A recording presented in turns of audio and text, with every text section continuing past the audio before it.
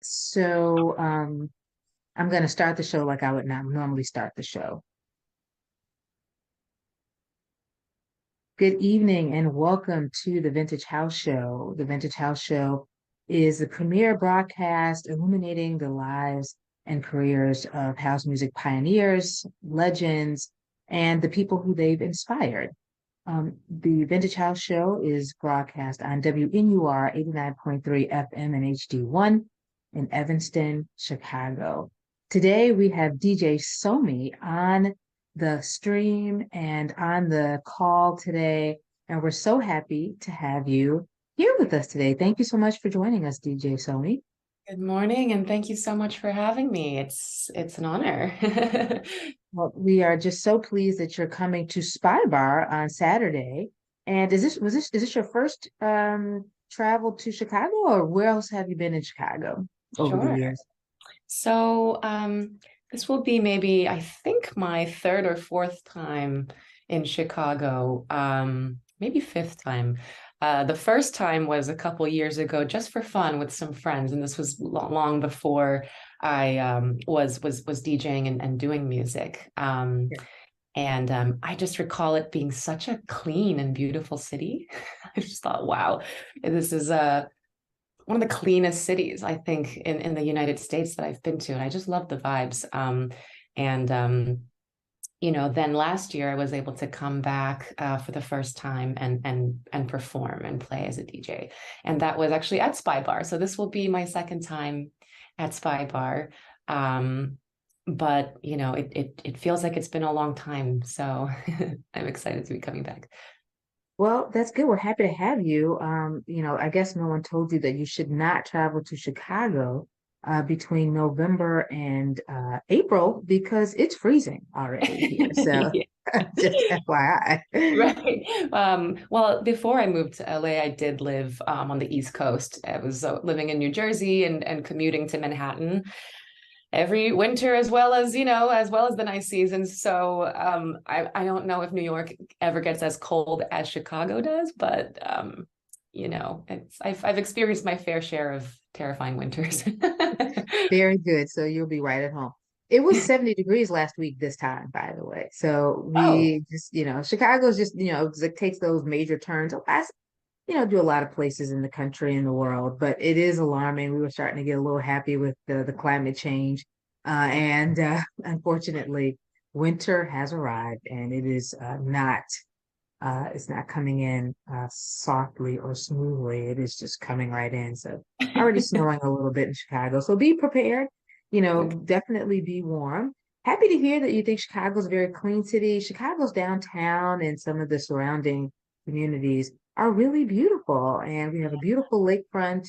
And, as many cities do, Chicago allows you to really enjoy yourself in the summertime. Everything is free, music all over the place. And so we're happy to have you as a part of our music scene now. Hopefully, you'll be back more and more. DJ Somi, as I see a little bit of your bio, what I recognize is that you're more than a triple threat. You're a pianist, you're a producer, you're a DJ, you're a singer. There's a lot of different influences, in there. So talk to me a little bit about sort of how you became DJ Somi. I'm going to ask, where were you born, birthday, things like that. Sure. Well, I guess rewinding all the way back, I was born in New Jersey, where I mentioned I also lived prior to moving to Los Angeles. So I was born in New Jersey. I feel like I have roots kind of on the East Coast of the United States, even though I moved to Asia with my parents when I was very, very young and spent pretty much the rest of my formative life there. So born here. And then right away, I was less than a year old. My parents had to relocate for my father's job, and so we first relocated to Tokyo. And I was in Tokyo from 1 to 3 years old, and I have no recollection of that, unfortunately, because Tokyo is such a cool city. And to be honest, I haven't even had a chance to go back since I was 3. So I am Oh, dying to go back to Tokyo. mhm. But then from Tokyo, we moved to Hong Kong. And this is where I start to, have memories that I can remember. So I was in Hong Kong from ages like 3 to 8. And this is where I remember really starting to explore music. Um, in Hong Kong, my experience with music was sort of twofold. First, I can recall starting to like begin my piano studies.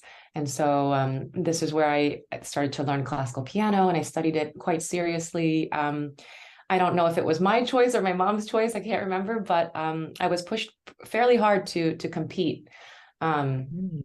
in sort of like national, piano competitions and stuff like that. And so from a young age, I kind of learned what it meant to have discipline through music.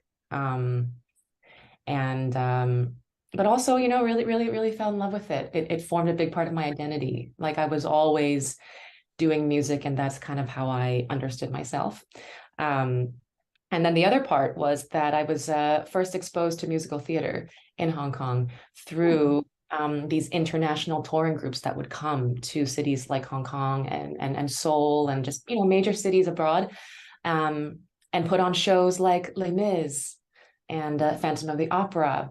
And I just fell so in love with the theater of it and the music. And I remember being like 8 years old and watching Les Mis for the first time and thinking, I want to audition for this show. How do I want to be the little the street girl, the Cosette, the little beggar girl. Like I want to play her someday. Like how do I do this? And that just became my obsession was performance and theater and music. So um yeah, and so after Hong Kong, we then had to move one more time to Korea, finally to I guess my homeland.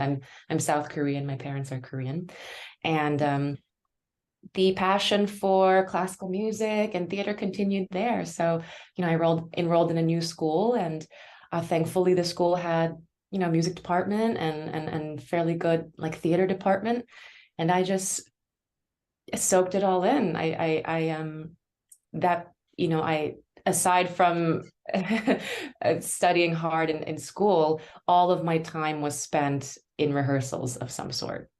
Mm. Choir, theater, jazz band, and I was playing the piano in jazz band. I mean, you name it. Just I didn't want to go home. I just wanted to be in school and do every kind of music performance that I could.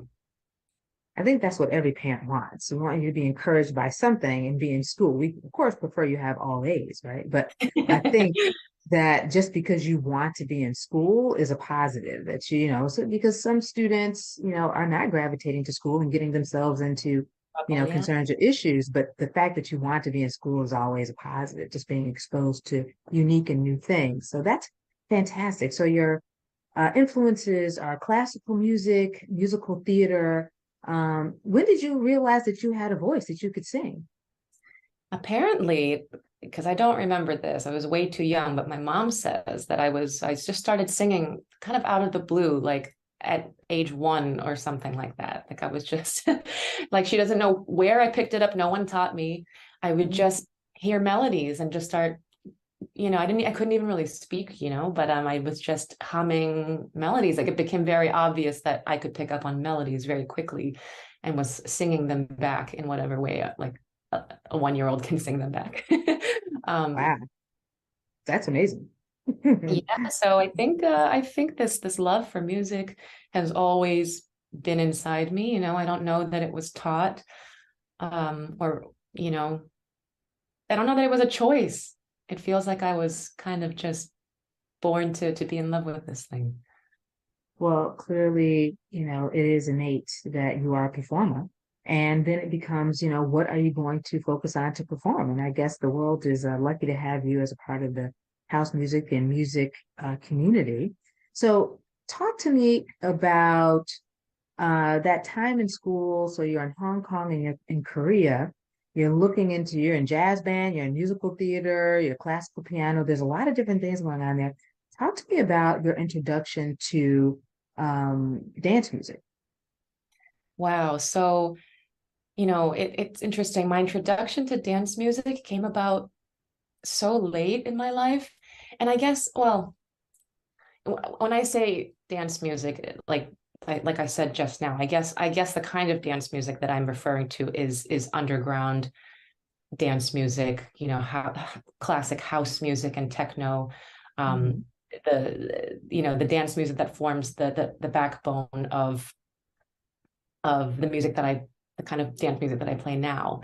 But I guess in a way I was always kind of exposed to dance music, even if I wasn't aware that it was rooted in house or techno. Like I remember in the 90s, I was in Korea, and there was this one record that my dad had become obsessed with or something, because he would always play it like every Sunday morning.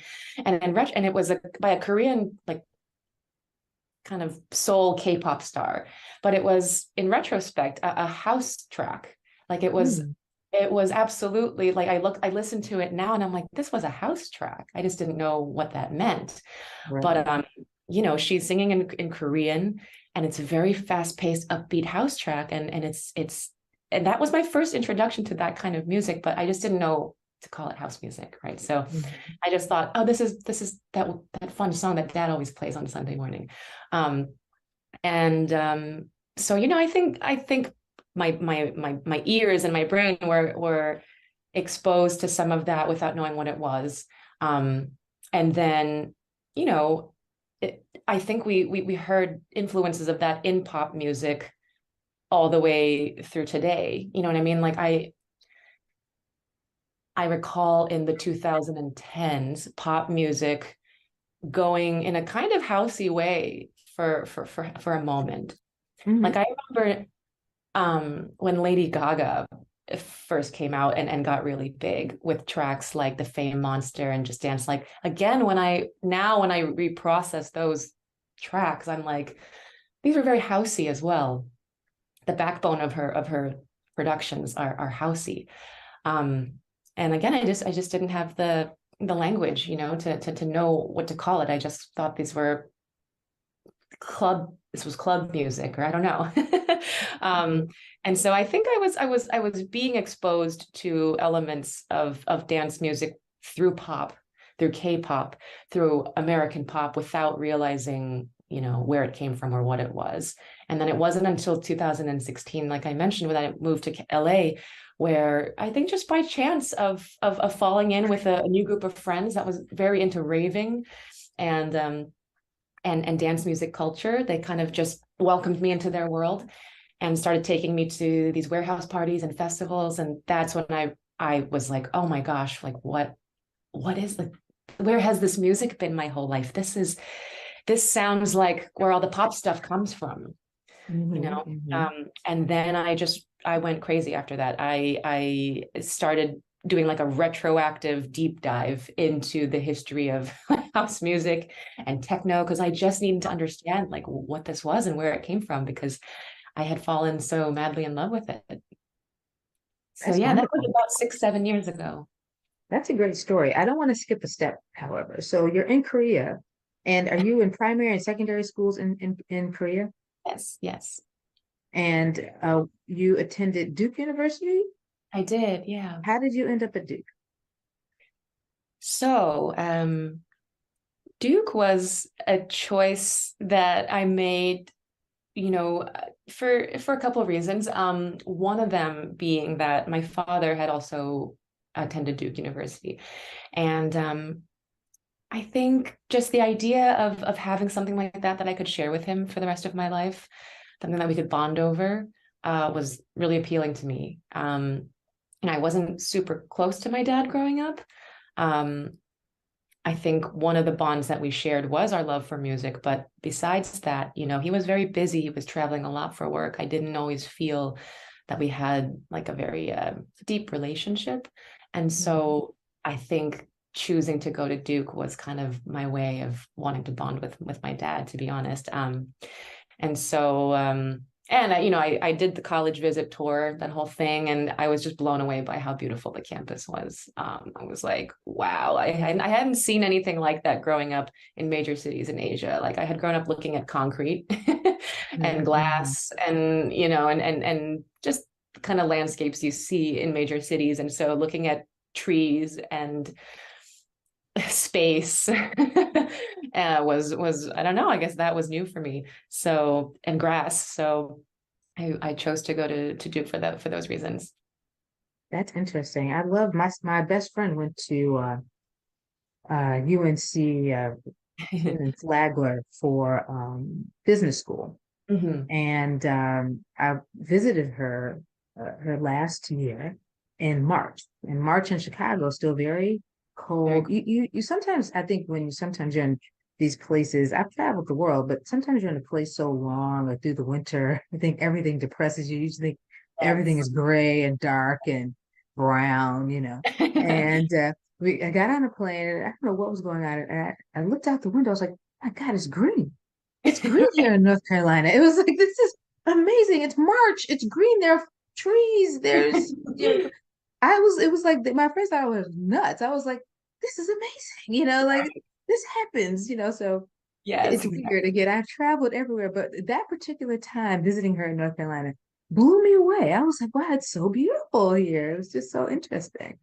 So I that's think good. I have, that's a bit of yeah, how I felt visiting the campus as well. Yeah. yeah, it's a little weird. I'm always amazed by the conversations about people and their parents and wanting to be close to their parents. I must have been the only child who wanted to avoid every adult, including my own parents. I was like, I don't want to spend time with them. I don't want, people are like, oh, is your dad taking you? It's like, no, I don't want him taking me anywhere. You know what I mean? Like, just, so, so I'm always amazed by that. I would have been happy if everyone was traveling. You know what I mean? But they Right. were right there. They're right on top of you. So it was a bother for me. So okay, so Duke University, what kind of music are you listening to at Duke? What's going on at Duke? Duke, in many ways, like the music, my music life there was an extension of what was going on in high school and prior. So again, I continued my studies of classical piano at Duke. Oh wow. Um, I had considered majoring in music at Duke, and then I realized once I took a couple of the introductory music theory classes that I don't like music theory, or beyond a certain level. When it got to the point of the composition classes and being forced to compose, in the classical form of music, that's when I was like, this is not for me. Because, I was like, my ear likes what it likes. And why am I not allowed to use these chords? And the teacher, well, because back then that would have been like the devil's chord or whatever, to have the Mm. fifth interval and I was like, well, but I like the way that sounds. And, I was getting like D's and F's in, in classical music composition because I didn't want to follow the rules because I was like, but, this sounds good to my ear, but that's not allowed, you know that wasn't allowed back then. And so I was like, you know what, I don't think I can continue on with the major in music. So I got as far, I got my music minor. um Okay. but so I was doing classical piano at Duke, and I also got involved in the theater department, and I was performing in the plays and musicals. But I think the most formative thing for me was I joined one of the collegiate a cappella groups. And Mm. it's just like you saw, in the movie Pitch Perfect. I mean, when I first saw that movie, I was like, oh my God, like this is, how did they know? I was like, this feels, I mean, in many ways it feels exaggerated, but there was a lot of truth in that movie to kind of my college experience with being in an all-female a cappella group and competing, and there's the all boys groups and the mixers and all that stuff. So that was a lot of fun. And one of my favorite things that I got to do uh, while being in this a cappella group was arranging music. I had never done that before. I had never taken existing music and kind of transcribed it for myself, into different layers and parts, and basically recomposed a piece for that was instrumental into something that people were meant to perform with just their voices.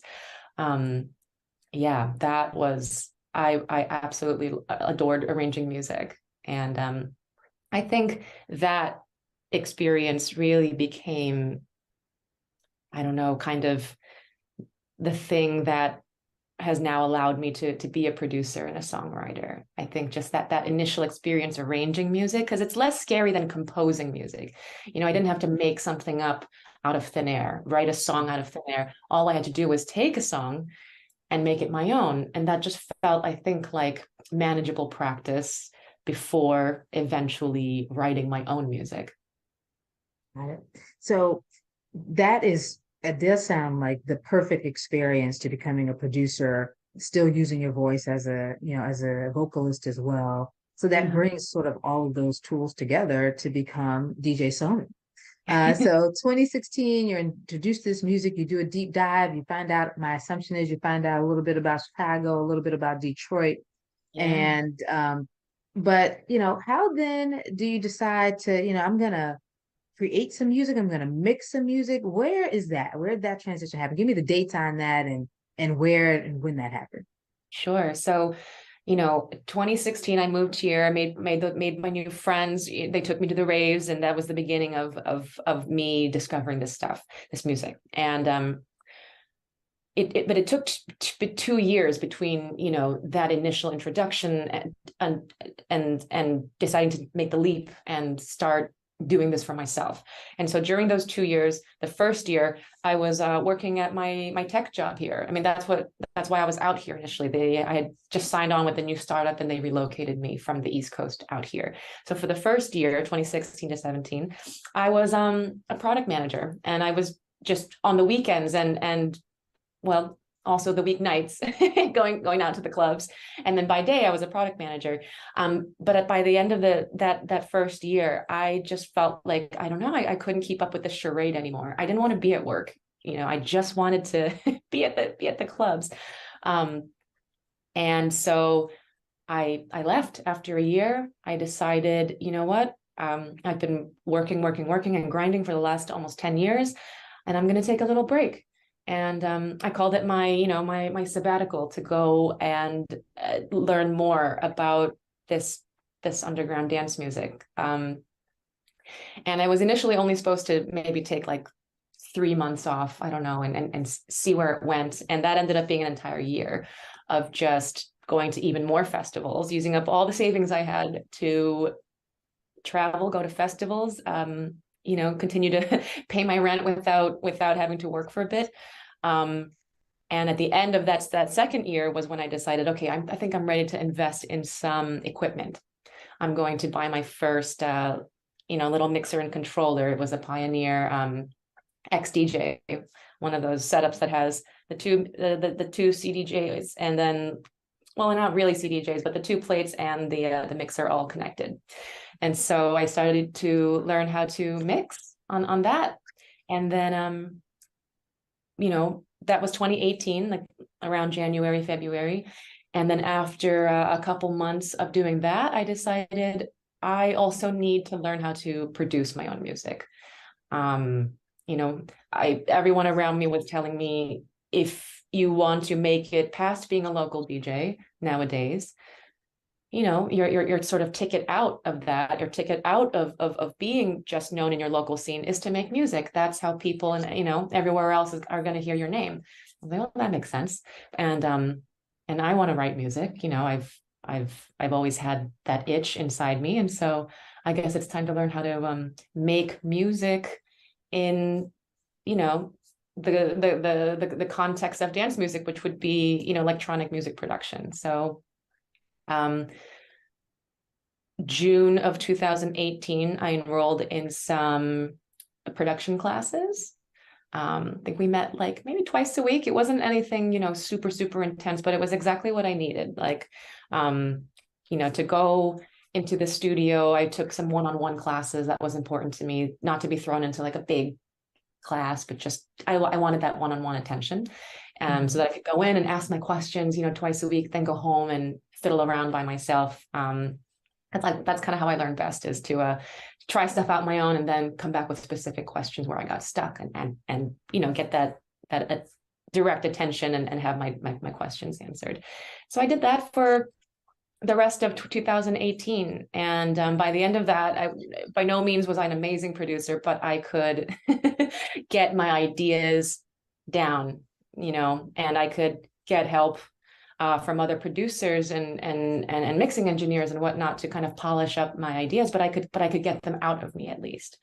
And so, yeah, 2018 was the year that I kind of laid down the groundwork for being, I guess for the Sohmi project. It was the year that I learned how to mix and DJ and produce all at the same time. Wow. And now you're Saturday night, you're going to be at Spybar. All of those tools have come together in a dynamic way, which I think is fantastic. The bio says that your style is a minimal pop tech. Is that Yes, correct? How do you define that? Tell me how you came to that. sure. I was so the sound minimal pop tech, I think, most accurately describes the sound of the music that I produce. And how that came about, I don't know. I think I just one day was like, what does my own music sound like to me? And I just took the keywords that popped into my head. I was like, well, my productions are minimal. Part of that started out as a production kind of constraint because I was like, this is all I know how to make for now. But I think, sometimes when you give yourself that kind of sandbox, you actually can be more creative within it, right? Because it's like, making the most of what you have. And so I was like, okay, my music sounds very minimal to me, in a way that I like. I like minimal dance music in general. And then I was like, well, what are the defining qualities that it have? And I think my productions have a kind of techie quality. I think that goes hand in hand with minimal energy. But when I think about, it's not techno per se, but it's not a straight house either. I don't know. I guess it's kind of a blend. It sort of sits somewhere in the middle. And so that's where the tech portion of it comes from. And then the Mhm. pop is my voice. I think that my voice just naturally kind of has a poppy quality to it. It's just the tone of my voice. I don't have necessarily that deep, wonderful, rich, soulful voice that, you hear on a lot of like classic house records. My voice just doesn't sound like that. You're not doing a Um, gospel tour anytime soon, right? no, So no, as much as I wish, I wish I right. could sing like those amazing, incredible gospel singers, but my voice just doesn't sound like that. But I think there is a poppy quality to my voice that makes my music sound a little unique and fresh, because it's kind of like unexpected, I think, in some ways to hear these minimal underground tracks, and then to hear it's like my voice is that little splash of pop that makes it, I guess, a little different. Well, I think that's fantastic. I mean, you know who you are, and as a performer and as a musician, as an artist. So, if you're not going to be banging out, sort of soulful, that kind of thing, you know what your minimal pop tech is, I think, fantastic. And it's certainly gotten you some fantastic recognition. So I see you were recently in Billboard as top 20 to watch. Is that what it was? Yeah, top 10 to dance artists to watch in 2022. How Yeah, did this come about and what did you think about it? that's a great question. I'm assuming that maybe I was on someone's radar, or maybe my name was submitted, to the editors, and I suppose they thought I was worthy of being on this list, which is mind blowing to me. But yeah, I'm sorry. What was the second part of your question? Was how did this come about, and And what did you think about it? what I think? Just were Yeah, you surprised or just like, yeah, yeah. yeah. This kind of stuff always still surprises me. You know, um, I don't know. Yeah, I don't know why at this point it continues to feel like a surprise. Maybe because you know, there I just, I've now shared my life history with you, but I always, I'm like, wow, I'm just in my mind, I feel like I'm still this young girl from Hong Kong and Korea that, loved theater and musicals. And so to be recognized in this way, just still feels very surreal, I guess. It is. I think it's great. I'm just going to listen to a little bit since we have it up. Sure. I was listening to it earlier. I was like, I love if you're minimal pop tech, I love minimal pop tech. It's Wow, thank you. yeah, I love it. Do you kind of I like hear? the chill dance music. I'm a Chicagoan. I love a soulful house, but sometimes I just like to just chill, just Yeah. relax. Yeah. All right. So this is wonderful. So I'm happy to see that you're being recognized, and hopefully that advances your career. And so talk to me about your first big festival. I see you've been to Coachella and others. What was your first big fest and how'd you feel about it? Or maybe your first big venue. Even if that first big venue was 100 people, how did you feel? And then when you got to the big fest, how was that for you?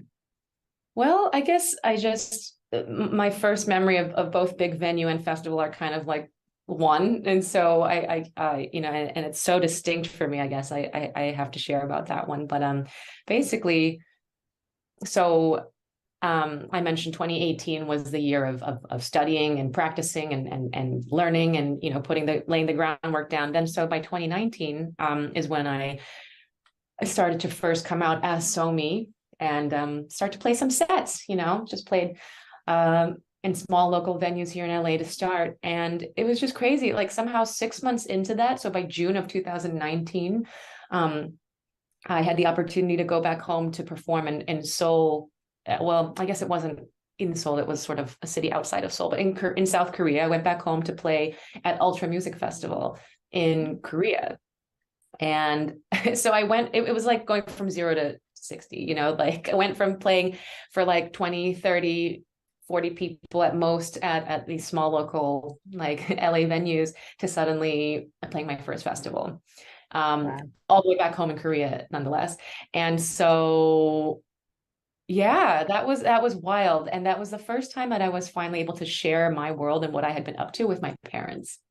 Mm. Because they live in Korea still, they had no sense of really what I was out here doing. They knew that I had quit my very stable tech job to do this, and which they were not thrilled about, and they kind of had to take a leap of faith in me when I was telling them, look, this is all going to work out someday. Just, I know it seems crazy.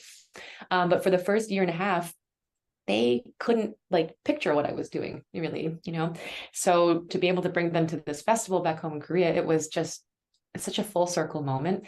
And, you know, it, I played an early set time, so there didn't end up being, thousands of people or anything, but maybe all for the best because, for my first festival gig, I think I might have freaked out if I had, walked up and seen 10,000 people. But it was enough for me that my parents got to be there. Like I feel like I was almost performing for them. Like mom and dad, this is what I do now, and I that ended up being like the key turning point in our relationship with this career path of mine and their acceptance of it and they're becoming supportive. Because I think once they saw the scale of the production of events like that, they were like, oh, this is legit. Like I don't know what they were picturing previously. I think they were picturing just this life is just about performing in seedy like nightclubs, and it's legal things are happening left and right, and it's just all bad. And I wanted to show them no, like the culture of house music and dance music is very welcoming and loving and bright. And yeah, there are dark warehouse parties, but there are also daytime festivals. We have it all now. So. I think it's extremely valid for parents to hear anyone in the music industry. Everyone knows these stories of these, again, the legends how they progressed. It started in a CD, something or another, drugs, you know, that kind of thing, you know, Yeah. people. So it makes sense that, you know, parents would be concerned, especially since, you know, you spent a lot of time reading books and in schools. So, you know, like, what are you doing now? You could have just done that. Just read books.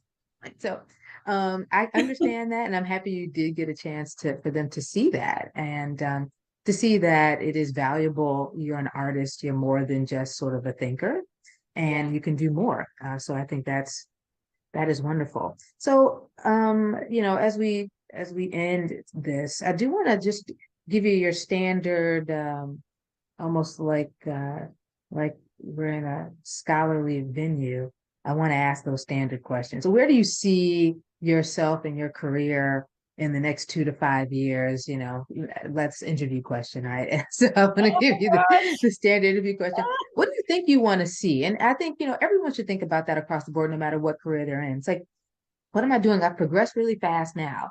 You know, what's the next step in DJ Somi's career? And before I ask that, how did you come up with Somi?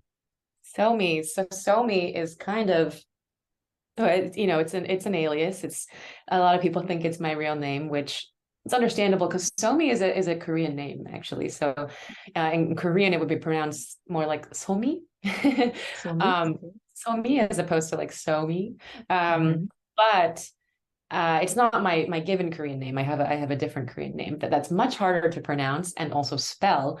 And so I thought we better not go with that. But I wanted to perform under a name that did sound Korean. That was important to me to kind of put my roots out there. I just Right. wanted to make sure that it was easy to pronounce as well, you know. And I so understand. I took some of like the letters and from my initials. My name is Stephanie O, and so the S comes from Stephanie, and the O comes from my last name. And I just, you know, I had to add one more syllable to the end to make it a, you know, a Korean name. So Somi. Does Somi mean something in Korean? It might, it probably does, but Okay, I don't know. I don't personally know what it means, if it means anything in Korean. got it. And what is your Korean real name, given name? So my given Korean name is Hyunji. Got it. Doesn't quite have the Um, same ring.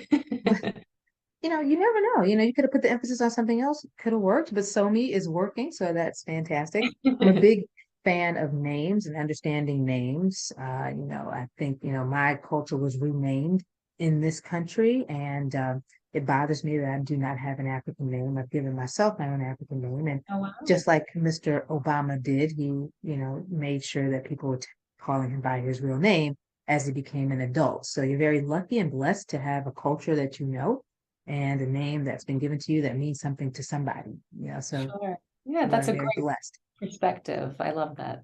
Yeah. So this Saturday at Spybar, when do you come to town? When are you popping in? So I arrive, I play on Saturday. I arrive right on Saturday. So not a ton of time, sadly, to spend exploring because I love Chicago. But you said it's freezing right now, so maybe this isn't the right time to explore anyway. Little chilly, just bring the big coat, hat, scarf, glove set. You'll be ready if you do. Bring them anyway, even if you're not staying long. You never know what could happen. So, well, we look forward to supporting you at Spybar on Saturday. The Vintage House Show and WNUR Street Beat team will be excited to see you there. We hope to see you there.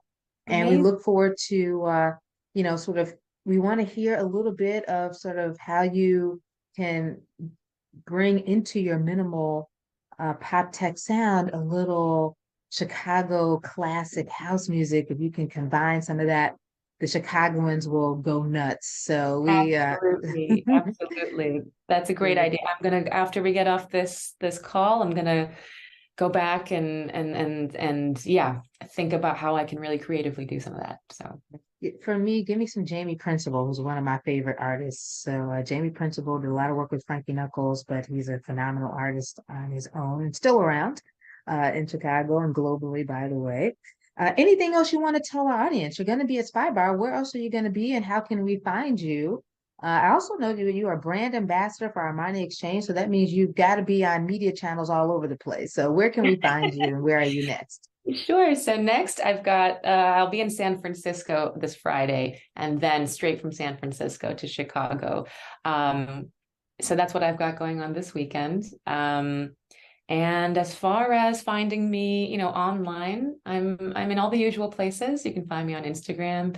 I'm sometimes on Twitter, but not so much. You're more likely to connect with me on Instagram.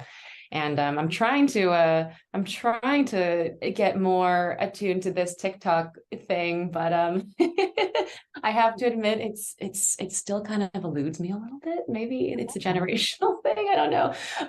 But my handle for Instagram is at Sohmi_.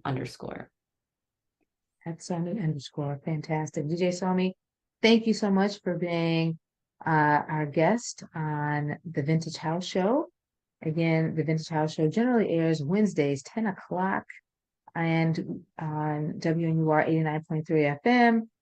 The Vintage House Show on our Instagram and our Twitch, and also the Vintage House Show .org for our YouTube page. So join us there. Check out DJ Somi at Spybar this Saturday. We'll see you there. Thank you so much again, DJ Thank you for Somi. having me. Thank Safe you. travels. Thank you. Thanks. Bye bye. Bye.